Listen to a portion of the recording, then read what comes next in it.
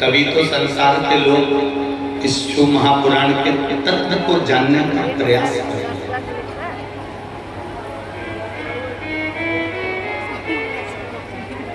मेरे देवादित्य महादेव के पास में जो भी सामग्री रखी है वो कोई साधारण सी नहीं है। शिव जी के पास में अगर सर्प भी रखा है तो वो भी कीमत वाला है, डमरू भी रखा है तो वो भी कीमत वाला है, एक त्रिशूल भी रखा है वो भी कीमत वाला है। मेरे शंकर भगवान के पास में जो भस्म जमी हुई है वो भी कीमत वाली है। और जब शिव जी से लगी हुई भस्म की कीमत हो जाती है, शिव जी के शरीर से लगे हुए मृग चर्म की कीमत हो जाती है, शिव जी के शरीर से लगी हुई एक बेलपत्री की कीमत हो जाती है, शिव जी के शरीर से लगे हुए एक गंगा की धार की कीमत हो जाती है, शिव जी के शरीर से लगी हुई एक मट्टी की कीमत हो जाती है, शिव जी के शरीर से लगे हुए एक पुष्प की कीमत हो जाती है। तो जो शिव जी से लगा रहता है उस मनुष्य की कीमत भी मेरा भोलेनाथ बढ़ा देता है। वो कीमत बढ़ाने वाला मेरा देव, वो कीमत बढ़ाने वाला मेरा शंकर, मेरा उग्र, मेरा दातार, मेरा दयालु, मेरा शिव, जो परमात्मा से एक बार लग गया, जो शिव तत्व तक पहुंच गया, जो शिव महापुराण की कथा में या शिव मंदिर तक, शिवालय तक पहुंच गया, उसको परमात्मा ने पकड़ कर रखा। हमारा भारत देश कोई साधारण सा देश नहीं है। पूरे दुनिया के लोगों को इस भारत देश पर गौरव होता है।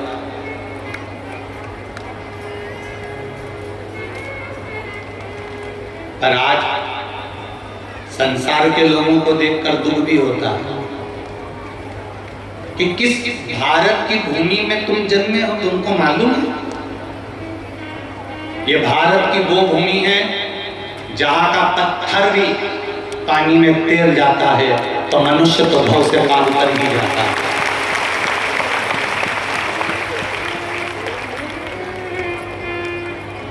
दुख उनको देखकर होता है जो भारत की भूमि में जन्म लेने के बाद भी कहीं ना कहीं किसी ना किसी रूप में दुख भोग रहे होते हैं, कहीं ना कहीं कष्ट भोग रहे होते हैं, कहीं ना कहीं पड़े हुए होते हैं।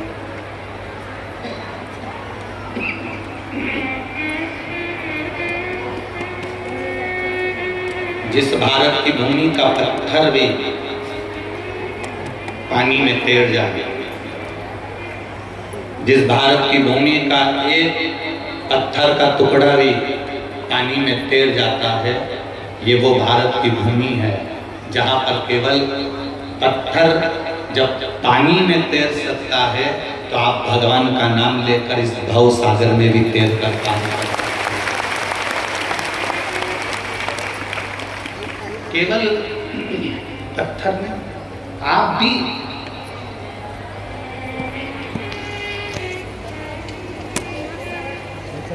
एक प्राय देखिए,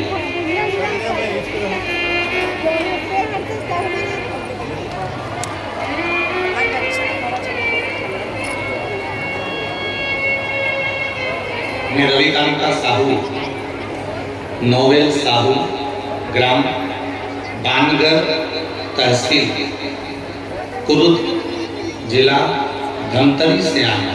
कहीं बैठे हो तो हाथ हिलाइए। आप ही हैं? ऐसे हाथ हिला दो।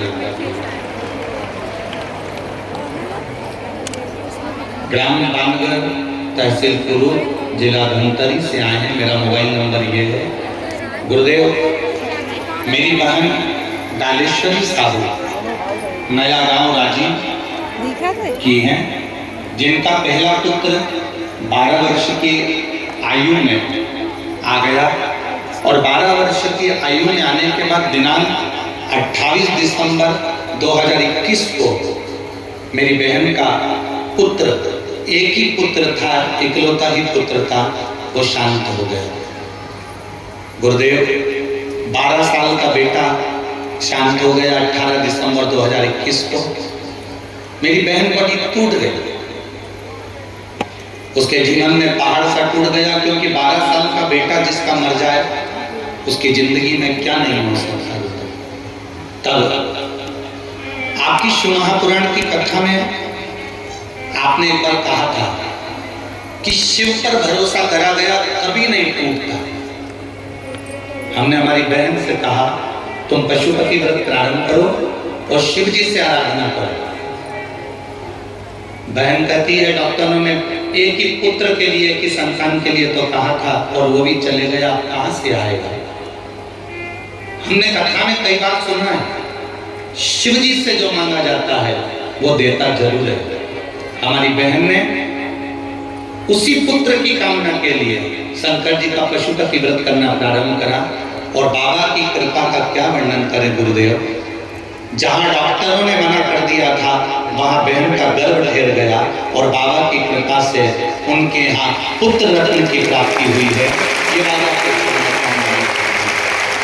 देखिए बाबू श्री शिवाय। शिव तत्व इसी को कहते हैं, भगवान शंकर का गुणगान इसी को कहते हैं, भगवान शिव की भक्ति।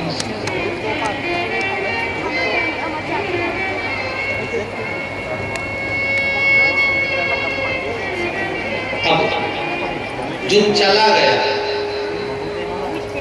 वो वापस आ नहीं सकता, पर भाग्य में उसी को मेरा महादेव किसी न किसी के रूप में वापस ला कर दे देता है। ये वो शिव है।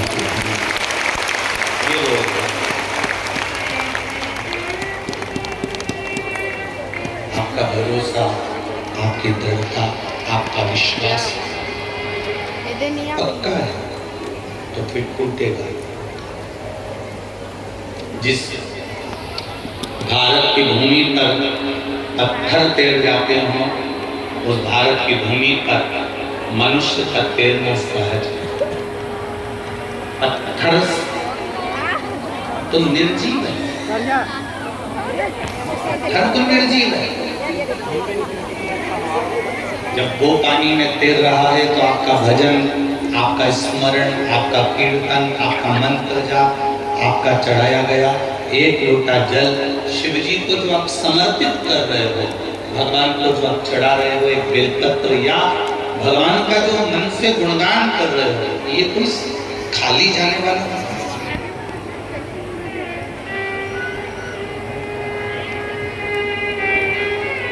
इसका फल मिलेगा,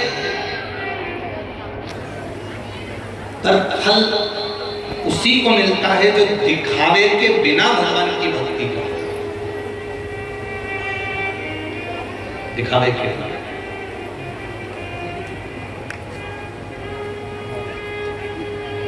खाली न जाता दर से तुम्हारे, खाली न जाता दर से तुम्हारे, मेरी खड़ा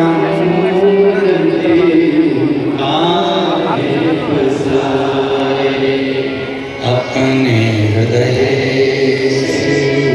लगा लो, गिरा जाओ, उठा लो, प्रभु अपने हृदय से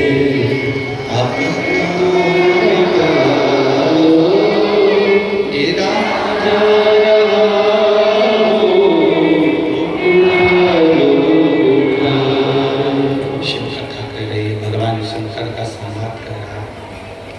शिव महापुराण की कथा कर रहे हैं। आपका विश्वास दृढ़ होना चाहिए, आपका भरोसा पक्का होना चाहिए। जब तक विश्वास दृढ़ नहीं होगा, भरोसा पक्का नहीं होगा, तब तक परमात्मा के मिलन नहीं हो सकता।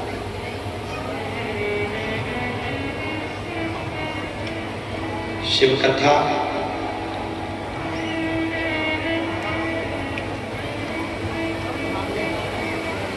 माता पार्वती जी ने शिव जी की जो भक्ति करी है,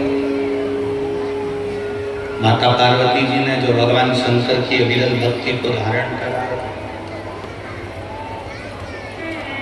किसी के एक बार तुमरुका जी से जब बात हो गई, तुमरुका जी ने जब समझा दिया, तुमरुका जी ने जब कह दिया, तुमरुका जी जब समझा दिए, तुमरुका जी जब समझा दिए हैं, तुमरुका जी जब कह दिए हैं, तो उसके बाद माता पार्वती जी से फिर कोई गलती नहीं हुई है। फिर माता पार्वती जी से कोई गलती नहीं।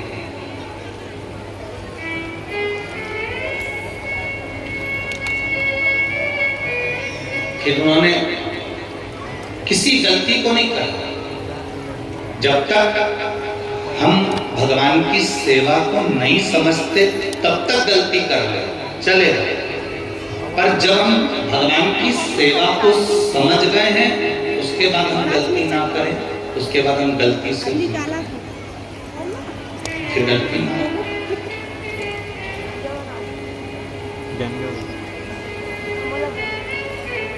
जितना समय मिले,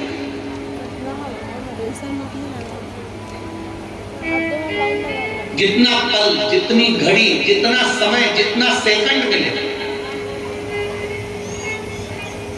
कई लोग ऐसे भी हैं संसार में,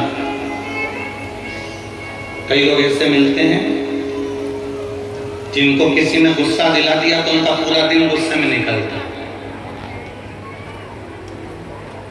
किसी ने अगर कुछ बोल दिया तो उनका पूरा दिन ऐसे ही निकलता, पूरा दिन बेकार कर लिया। हम उनसे पूछना चाहते हैं, बात बताओ, तुम्हारे पास में 86,400 रुपए हैं, मान लो तुम्हारे पास में 86,400 रुपए हैं, और वो 86,400 रुपए में से 10 रुपए अगर कोई चोरी करके ले जाए,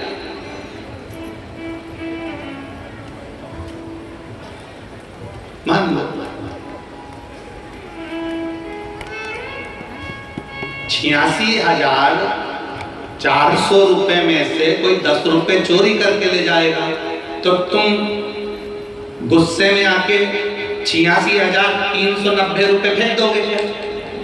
अरे बोलो, जम के बोलो, नहीं फेंकोगे। तो जब तुम 86,400 रुपए में से अगर कोई 10 रुपए लेकर चले भी गया, तो तुम 86,390 रुपए नहीं फेंकते, तो 86,400 सेकंड प्रत्येक मनुष्य को 86,400 सेकंड, हर मनुष्य को 24 घंटे में 86,400 सेकंड मिलते हैं। और मान लो किसी ने तुम्हारा 10 सेकंड अगर बेकार भी कर दिया, तो हम 86,390 सेकंड क्यों खराब करें? उसमें भगवान का भजन क्यों?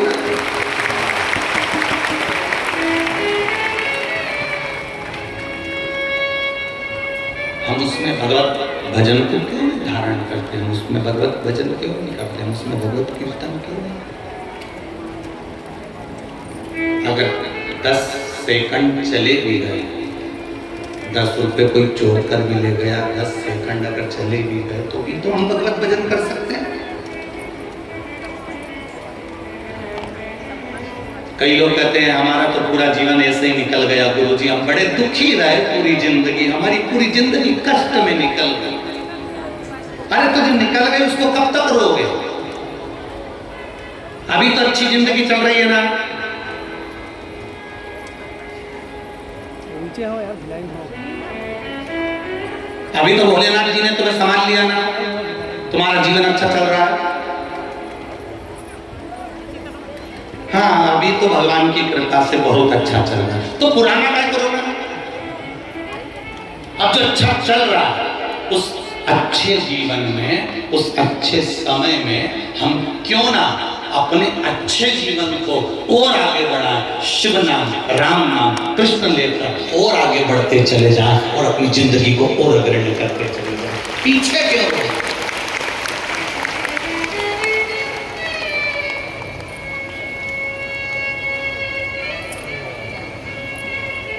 कई बहुत लोग ऐसे मिलेंगे आपको, जिंदगी भर रोते ही रहते हैं, हमारा पुराना समय बहुत बेकार गया। तो गया तो उससे क्या दिक्कत है? गया ना, अब तो भोलेनाथ जी ने हाथ पकड़ा ना, अब तो शिव जी ने हाथ पकड़ लिया, अब तो राम जी ने हाथ पकड़ लिया, अब तो कृष्ण ने हाथ पकड़ लिया, अब तो भगवान ने हाथ पकड़ लिया। और जब अब भगवान ने अगर हाथ पकड़ लिया है तो फिर अब रोना नहीं है, अब प्रसन्न होकर इस जिंदगी के पड़ाव को आगे बढ़ते चले जाना। अब नहीं रोए,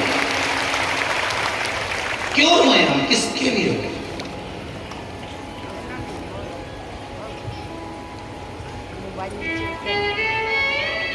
भोले मैं तेरी,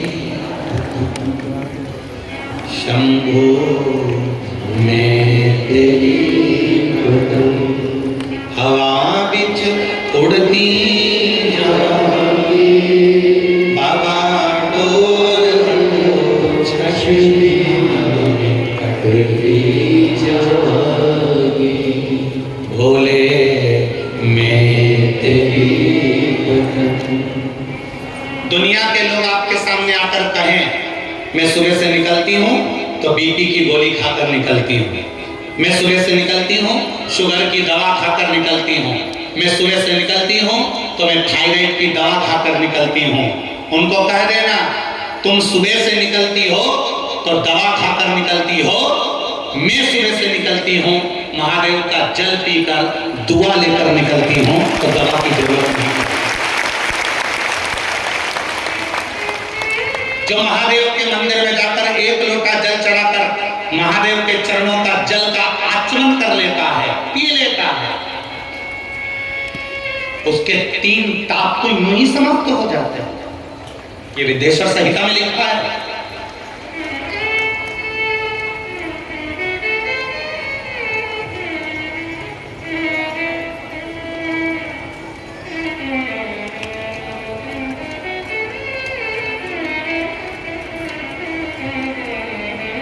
एक बेटी ने प्रश्न लिखा है कोई ने, मेरा नाम कन्हैया लाल शर्मा है, मेरी उम्र 75 वर्ष है, मैं जांजगीर जिला जांजगीर चांका का रहने वाला हूँ, मेरा मोबाइल नंबर ये है।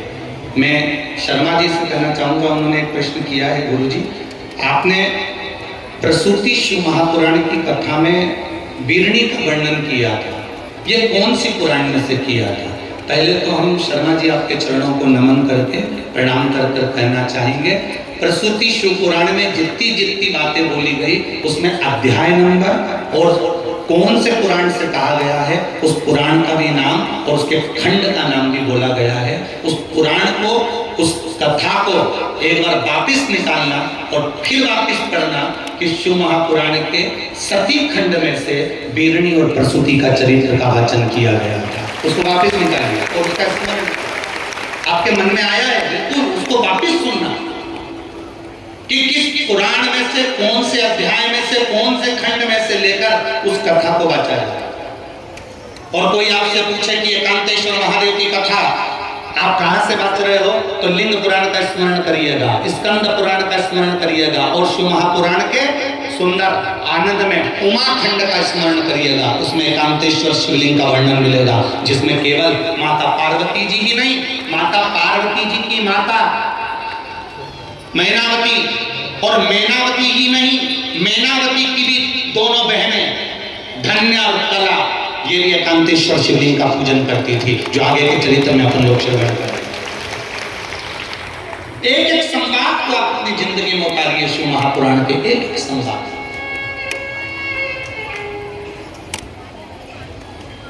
कई लोगों के मन में भ्रम आ जाता है, किसी ने कह दिया शंकर जी का चढ़ा हुआ जल नहीं पीना चाहिए, हमने उनको भी कहा विदेश्वर संहिता की ये अध्याय को, ये शब्द को स्मरण करिए, शिव महापुराण अपने घर में रखिए और पढ़ो। कहीं सियोर वाला महाराज झूठ तो नहीं बोल रहा, कहीं सियोर वाला महाराज गलत तो नहीं बोल रहा। और आपको अगर कहीं भी भ्रम हो तो आप बिल्कुल पूछ सकते हो, महाराज जी आपने कौन से अध्याय में से कहाँ से बोला, तो आपको हमको ज्यादा कुछ नहीं आता, केवल ये जो ये शिव पुराण है जो तुमको हम बता दें, दर्शन करा दें, बस ये शिव पुराण जो है ये गीता प्रेस गोरखपुर की है, इसको बाजार से लिया और इसको हम भी पढ़ते हैं, आप भी पढ़ो, इसमें कुछ भी नहीं, जितना पढ़ोगे उतने अंदर प्रवेश करते जितना पढ़ो। आप जितना अंदर प्रवेश करते जाओगे उसमें से निकालते जाओगे। बस उसका अध्ययन, उसका स्मरण मूल रूप से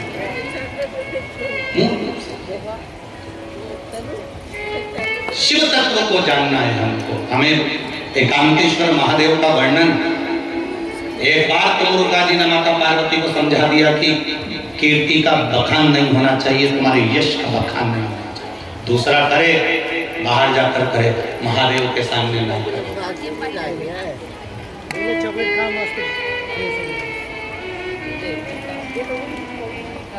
माउंट एवरेस्ट की चोटी सबसे ऊंची चोटी है, बोलो सही है कि गलत? कैलाश पर्वत तो उससे भी नीचा है। और किसी इतने माउंट एवरेस्ट पर चढ़ने वाले थे, इतने ऊपर उन्नति की सीढ़ी पर चढ़ने वाले थे, एक आध किसी का नाम छाट कर बता देना कि जो कैलाश पर्वत के ऊपर चढ़ गया, कैलाश पर्वत के ऊपर चढ़ गया, उसका एक का नाम लाके दिखा दो कि ये कैलाश पर्वत के ऊपर चढ़ा था, ये कैलाश पर्वत पर चढ़ गया। माउंट एवरेस्ट पर चढ़ना सरल है, पर कैलाश पर्वत भले उससे नीचे है, पर उस पर चढ़ना सरल नहीं है। क्यों? क्योंकि उसका तत्व मात्र कैलाश को छू लेना, मात्र शिवलिंग का स्पर्श कर लेना, मात्र शंकर पर चढ़े हुए जल को मात्र पी लेना, उस जल में इतना बल आ जाता है कि बड़ी बड़ी रोग और बीमारियां दूर हटती चली जाती है और आप आगे बढ़ते। कोई कहे हम भी सुबह से बीपी की दवाई लेते हैं, कोई कहे हम सुबह से शुगर की दवाई लेते हैं, कोई कहता है हम सुबह से थायराइड की दवाई लेते हैं। हमारा निवेदन है एक दवा आप भी चालू कर दो, माता पिता के चरणों को प्रणाम करना और शंकर जी को एक लोटा जल चढ़ाना और उसका आचमन करना प्रारंभ कर दो। वो दवाई लेकर जाते हैं, तुम दुआ लेकर जाइए, आगे बढ़ते चले जाओ। वो जाने दवाई लेकर, आप दुआ लेकर जाइए, आप माता पिता के चरणों को नमन कर कर जाइए, घर के बड़ों को नमन कर कर जाइए, घर के बुजुर्गों को प्रणाम कर कर जाइए, शंकर पर एक लोटा जल चढ़ाकर उसका आचमन कर कर जाइए, वो दवा का असर करेगा।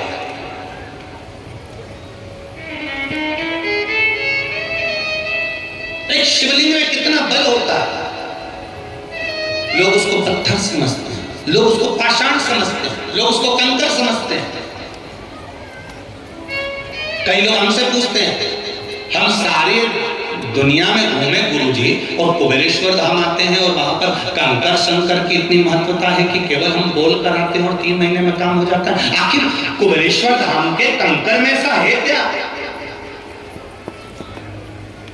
जितनी शिव पुराण की कथा पूरे भारत में हो रही है, जहां जहां पंडित लोग बाच रहे हैं, महाराज उन बाच रहे हैं, गुरु उन बाच रहे हैं, सब जगह शंकर जी का रुद्राक्ष का शिवलिंग बनाते हैं और बाद में शिवलिंग के रुद्राक्ष को उतार के सबको बांटते हैं। बोलो तुम्हारे यहाँ भी बंटता होगा, सारी दुनिया में रुद्राक्ष बट रहा है।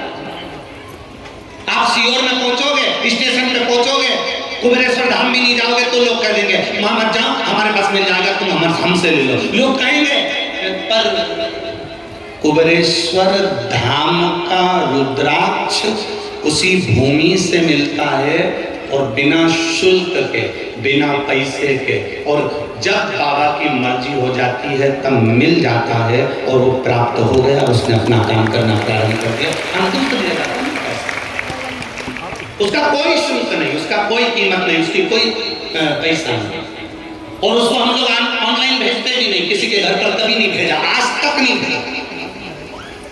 और यहाँ तक कोई तुमसे आकर कह दे कि कई लोग मिलेंगे तुमको ऐसे, वो भी कह देंगे हम सीहोर में रहते हैं, हमारे पास में है वहाँ का रुद्राक्ष, हमारी तो बहुत पहचान और हमारे पास में बहुत सारे रुद्राक्ष करके ले लो।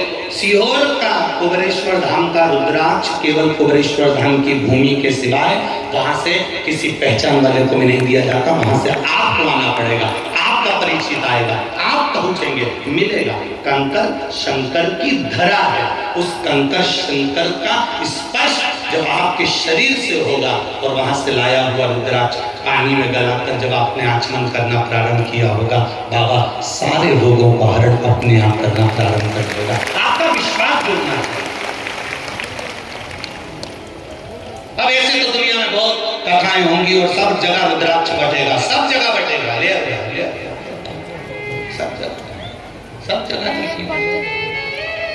और सरल भाषा में समझ लो, यहाँ बाहर दुकान लगी होगी, बोलो जी जी सही है, बाहर दुकान लगी होगी तो ये बेलपत्री माँ इतने बड़े पत्तल में 10-10 रुपए की बिक रही हो, बिक रही है कहीं, अगर यहाँ नहीं बिक रही होगी शंकर जी के मंदिर के बाहर बिक रही होगी, ठीक है, बोलो बोलो सही है कि शिव जी के मंदिर के बाहर 10 रुपए की बेलपत्री मिल जाएगी।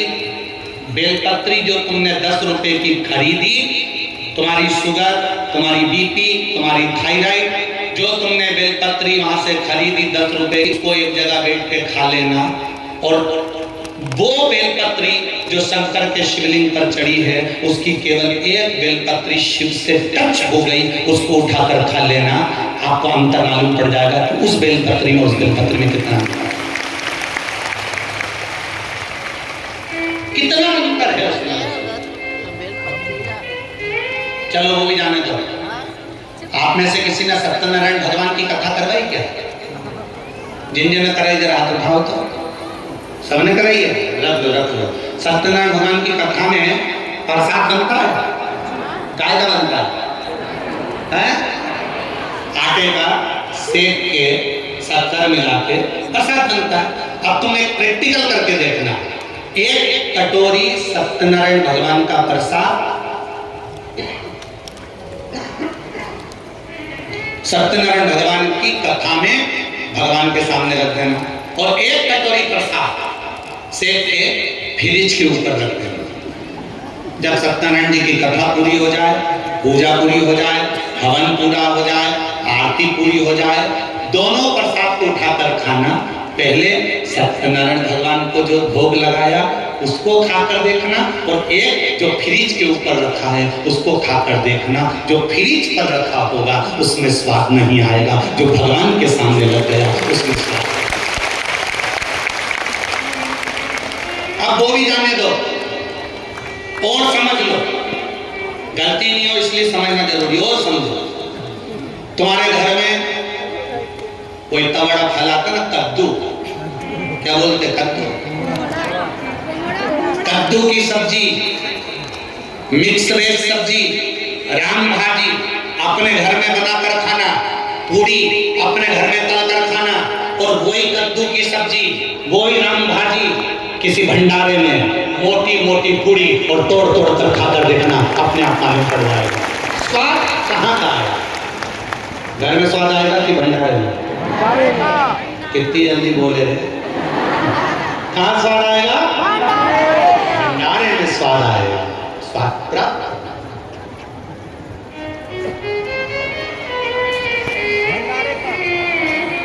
घर में बैठकर कथा सुनना सोफे पर, टीवी के सामने, और पंडाल में बैठकर कथा सुनना, स्वाद मालूम पड़ेगा।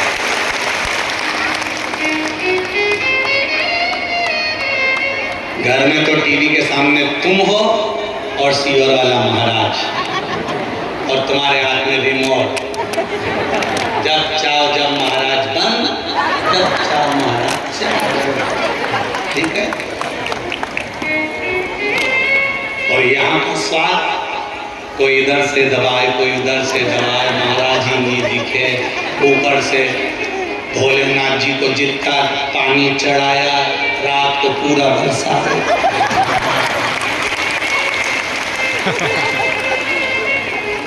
कोई कह रहा था गुरुजी पहले इतनी बैसाख महीने में गर्मी में इतना पानी नहीं गिरता था, आजकल कितना गिर रहा है। तो हमने कहा जैसा दोगे वैसा ही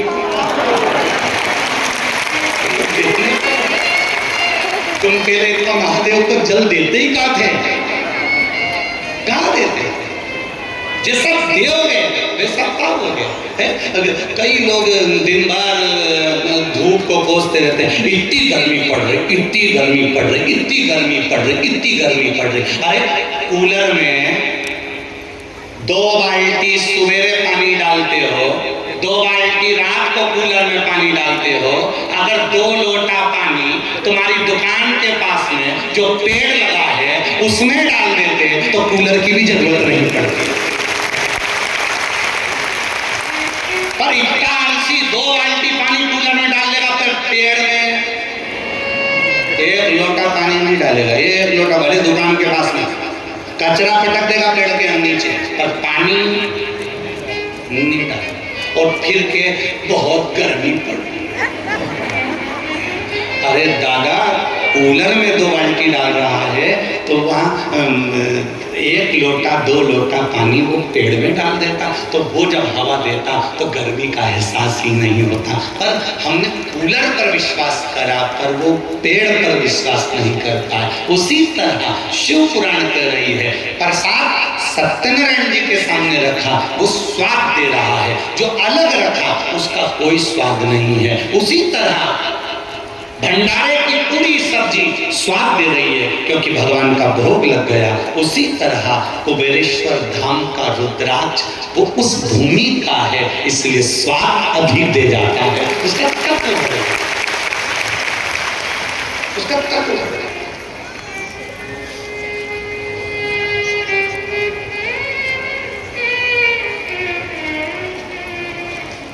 कई लोग हमसे कहते भी हैं, गुरुजी हम तो कितनी बार आए, जब देखो जब मना ही कर देते हैं, अभी नहीं मिल रही है। हम भी लगे हैं प्रयास में, ऐसा नहीं प्रयास करेंगे कि मई के महीने से आप लोगों को कैसे ना कैसे प्राप्त होना चालू हो। हम भी प्रयास लगे हैं जैसे तैसे कि कैसे ना कैसे आप लोगों तक प्राप्त हो। हम भी लगे हैं कि किसी ना किसी तरह से आपको वो रुद्राक्ष मिले।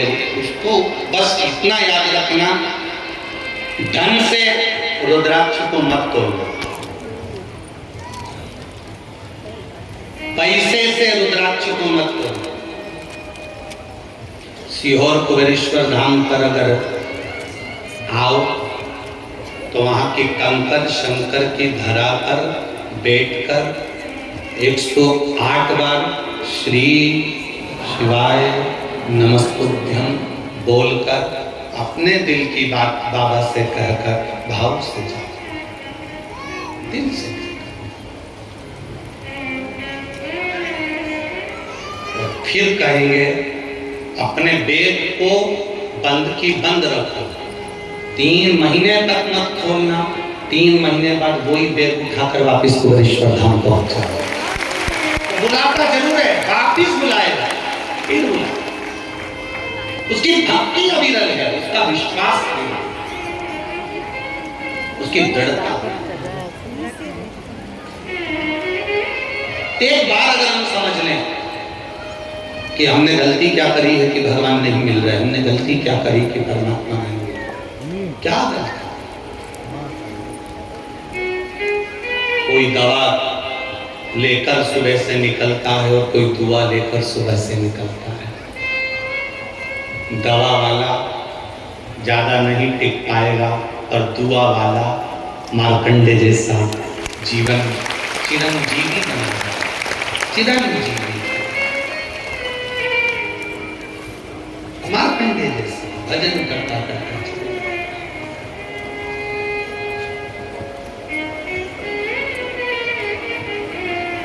एक बार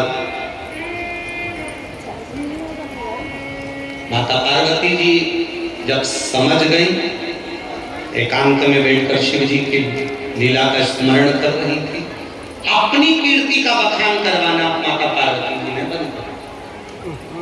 फिर वही बात आ गई, सारे पर्वत चढ़ सकते हो पर कैलाश पर नहीं। क्यों? क्योंकि बाबा को प्रिय नहीं कि कोई कैलाश पर्वत के ऊपर अपना पांव रखे। कैलाश पर्वत पर मेरा महादेव बैठा है, उसकी केवल परिक्रमा कर सकते हो, दर्शन कर सकते हो, पर उसके ऊपर चढ़ नहीं सकते। आप दुनिया से कीर्ति पाए,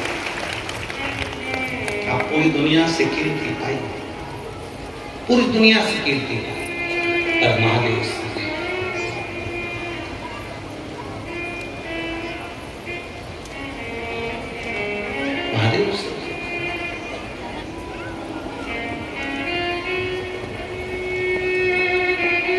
शिव कथा करती है महाराज, भगवान शंकर का संवाद करता है। आपके भजन का गुण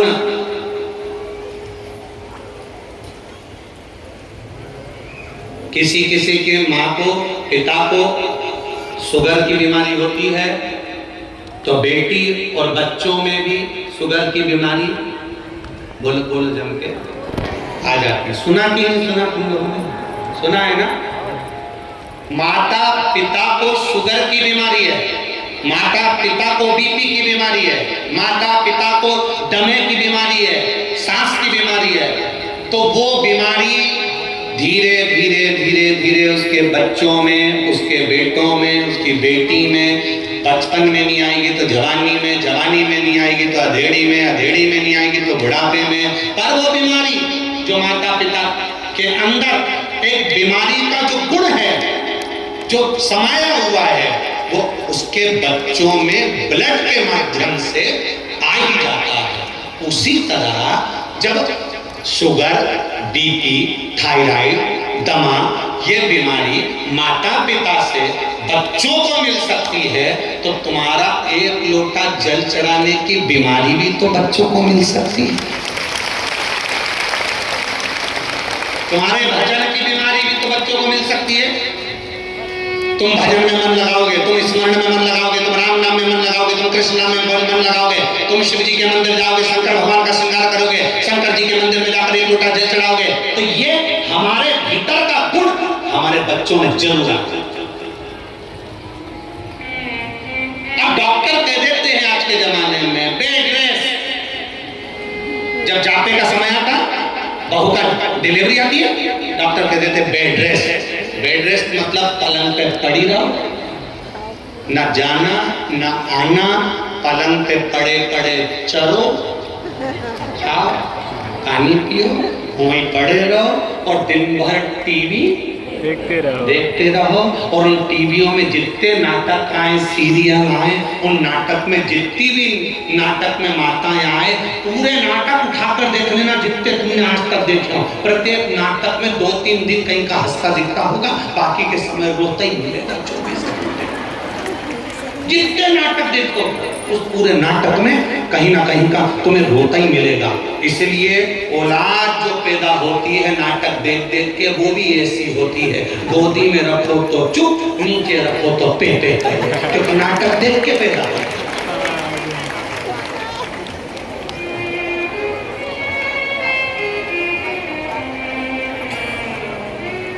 इसलिए कई माताएं पूछती हैं, गर्भवती नारी को भगवान शंकर का भजन करना चाहिए क्या?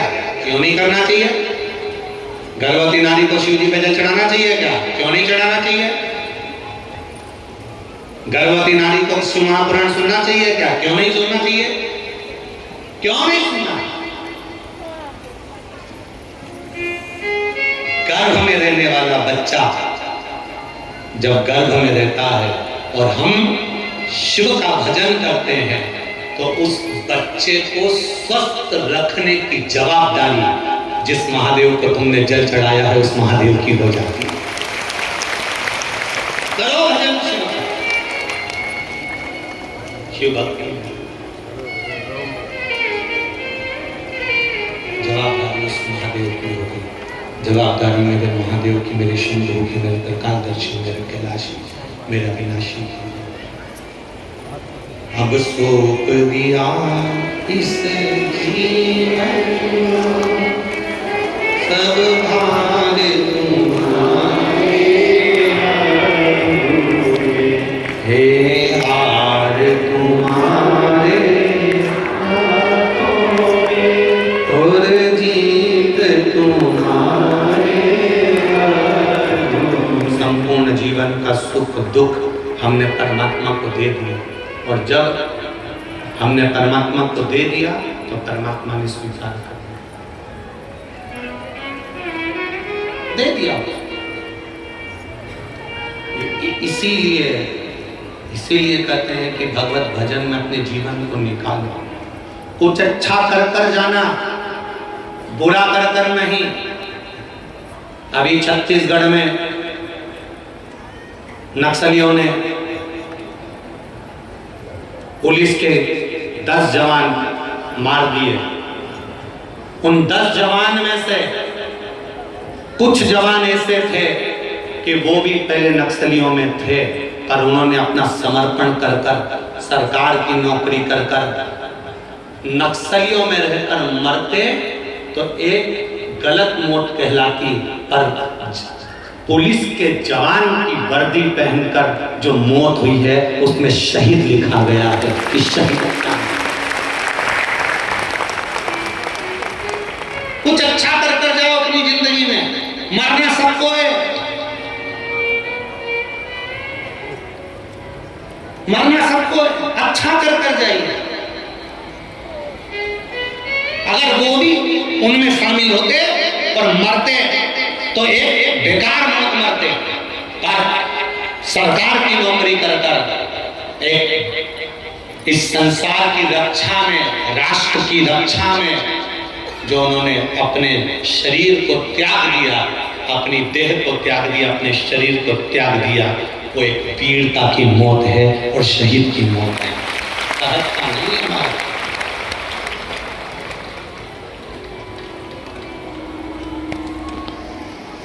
ये व्यासपीठ और ये भिलाई की लाखों लाख भक्त जो इस हमले में शांत हुए हैं, उन शहीदों को बाबा देव अधिदेव महादेव के चरणों में प्रीत दे, उनके चरणों में स्थान दे। ये व्यासपीठ भगवान से विनय करती है, निवेदन करती है। ये व्यासपीठ निवेदन, मरना सबको है, जाना सबको है, पर कुछ जो मौका मिला है, जो समय मिला है, जो शरीर मिला है, उसका सही उपयोग कर जाइए, उसके सही उपयोग करके साथ करिए।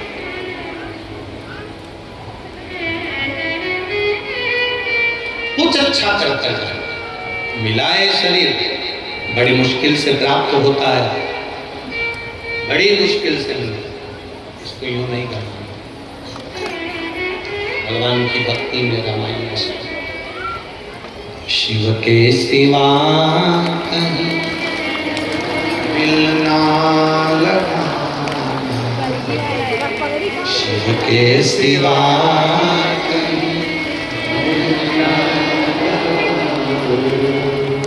वरना पड़ेगा तुझे आंसू बहाना, वरना पड़ेगा तुझे आंसू बहाना, शिव के सिवा कहीं दिल ना लगाना, शिव के सिवा कहीं दिल ना लगाना,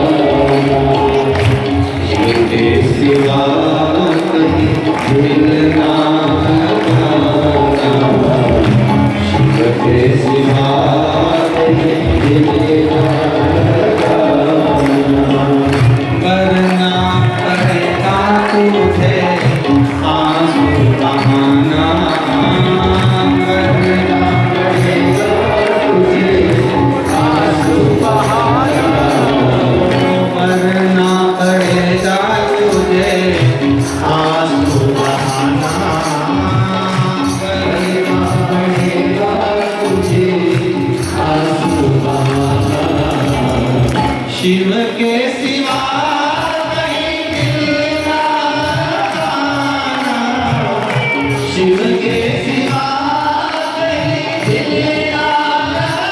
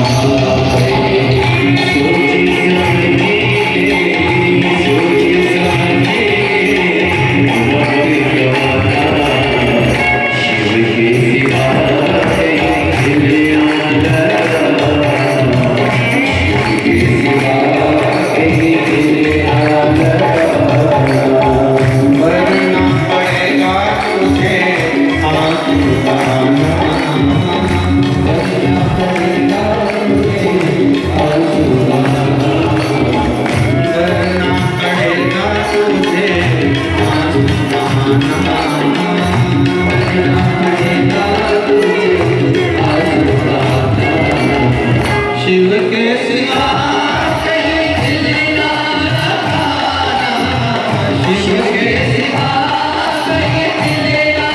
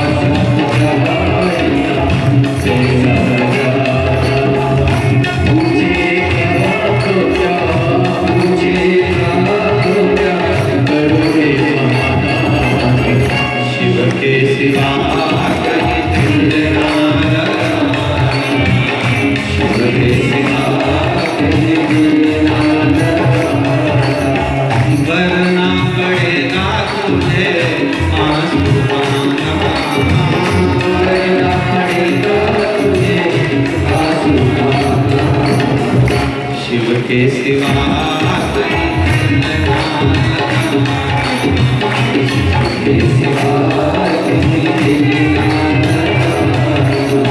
शिव के सिवा दिल ना शिव के सिवा दिल ना शिव के सिवा दिल ना